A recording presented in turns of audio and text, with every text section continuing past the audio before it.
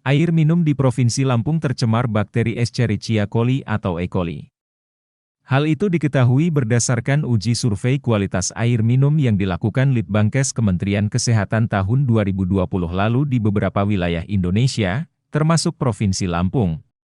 Hasilnya, dari 697 sampel air minum di Lampung yang diuji, sebanyak 82% tercemar bakteri E. coli.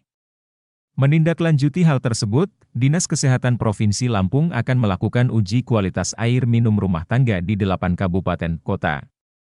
Menurut Sanitarian Ahli Madya Dinkes Provinsi Lampung, Yuliana, uji kualitas air minum tersebut akan dilakukan di Lampung Barat, Tanggamus, Bandar Lampung, Lampung Timur, Tulang Bawang, Pesawaran, Metro serta Lampung Selatan. Ia menambahkan, uji kualitas tersebut akan dilakukan Agustus tahun 2023 dan akan disesuaikan dengan kondisi daerah masing-masing. Semuanya itu coliformnya tinggi hasil pemeriksaan kualitas airnya. Padahal itu kita ngambilnya di titik sampel yang berbeda-beda, bukan di wilayah yang sama gitu. Jadi ada sebaran titiknya. Dan itu tidak dekat dengan kandang hewan, tidak dekat dengan sungai, tapi tetap saja angka coliformnya tinggi. Jadi ya itulah yang terjadi di lingkungan kita sekarang ini, terutama di Kota Bandar Lampung ya. Banyak sekali maksudnya air kita tuh yang tampaknya bersih tapi ternyata hasil pemeriksaan kualitas airnya tidak baik gitu. Coliformnya tinggi seperti yang tadi tuh.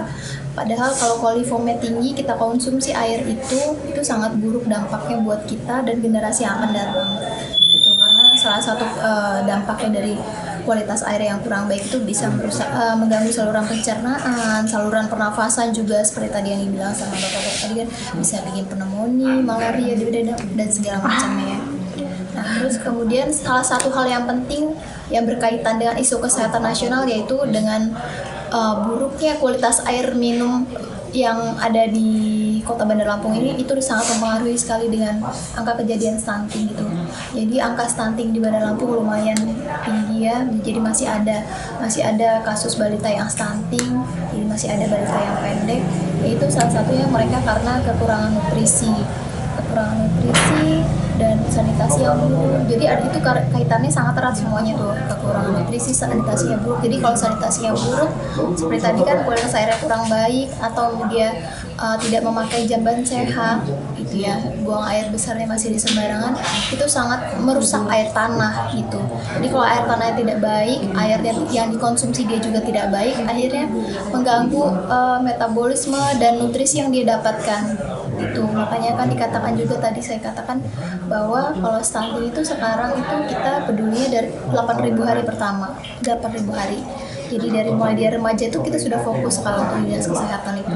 Kita sudah fokus ke remaja itu kita berikan edukasi ke mereka, kesehatan reproduksi, kesehatan remaja, bagaimana nutrisi yang harus mereka lengkapi dari mulai remaja ini agar nantinya terutama remaja putri ya, karena nanti kan remaja putri kan nanti akan mengalami fase yang namanya hamil, melahirkan, dan kemudian akan mencetak generasi-generasi bangsa yang akan datang gitu. Jangan sampai nanti mereka memiliki anak dan keturunan yang stunting seperti itu. Jadi kegiatan ini bagus sekali.